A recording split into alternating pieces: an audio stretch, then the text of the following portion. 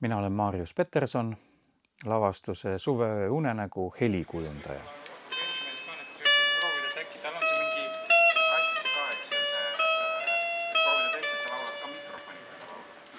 Selline mõte tekkis mõeldes Shakespeare'ile ja mõeldes ka sellele trupile, siis lavakunstikooli üliõpilastele. Ja mingis mõttes on see ju nagu teatri olemuses niimoodi, et me teame teatri ajaloost, kuidas teater ja muusika oli lahutamatult üks. Ehk siis kõik helid, mis teatris kuulda olid, ka muusika sündis alati koha peal. See on ju suhteliselt hiline nähtus, et me paneme faili mängima või lindi keerlema. Ja see muidugi ei ole lihtne ülesanne, sest et see eeldab ju neid, kes neid helisid tekitaksid, eeldab seda, et inimesed, kes on laval, vähemalt osa neist oleks võimelised ka siis muusikat esitama kas pillil või lauldes.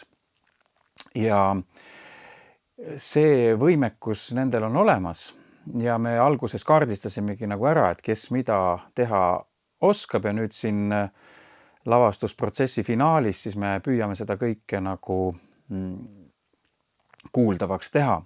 Ja tegelikult see on mõnes mõttes ka selline luksuslik olukord.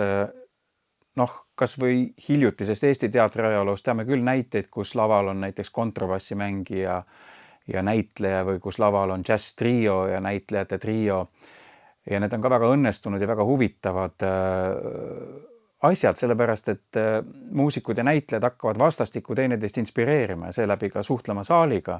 See on nagu tantsus, et selleks, et head tantsumuusikat mängida või et hea pärimusmuusik, pärimusviiuldaja mängiks hästi, tal peab olema ka hea tantsija, et see on üks pidev dialoog ja siin on ka see muusiku ja mitte ainult muusiku, vaid just nimelt heli tekitaja ja näitleja dialoog, nii nagu see on ka paljudes traditsioonilistes teatrites kohati elav tänapäevani. Kõige lihtsam võtame kas või Noh teater Jaapanis, kus see orkester ja näitleja nad on pidevas suhtluses ja see kõik sünnib koha peal.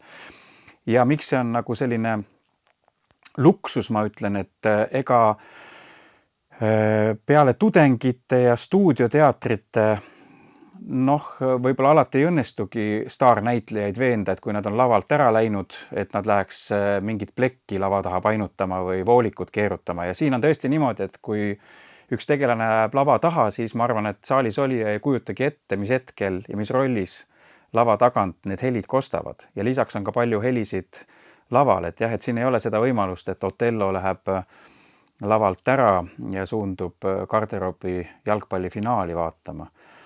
Et siin on nad jah, praktiliselt kõik on väga arvel, et me oleme siin isegi liikumisjuhiga vahel mõne inimese osas oleme nagu nii-öelda kaubelnud, et kes saaks ikkagi minna siis heli tekitama või pilli mängima ja koreograafiast ta välja kirjutada.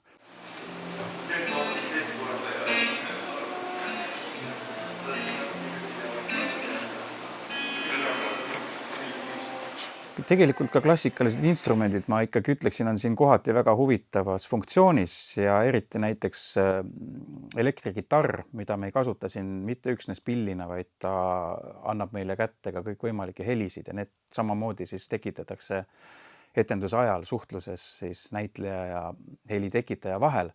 Aga meil on ka näiteks sellised, selles mõõdus messingplaadid 2 tükki, millega me ka tekitame siis osasid haldja helisid. Aga näiteks vahel on ka niimoodi, et ühe heli tekkimise taga just praegu proovis panime paika ühe heli, mis on küll üks löök, aga mida tekitatakse 4 erineva instrumendiga, suur trumm, trummitaldrik ja 2 trianglit. Et sellised kombinatsioonid on ka võimalikud.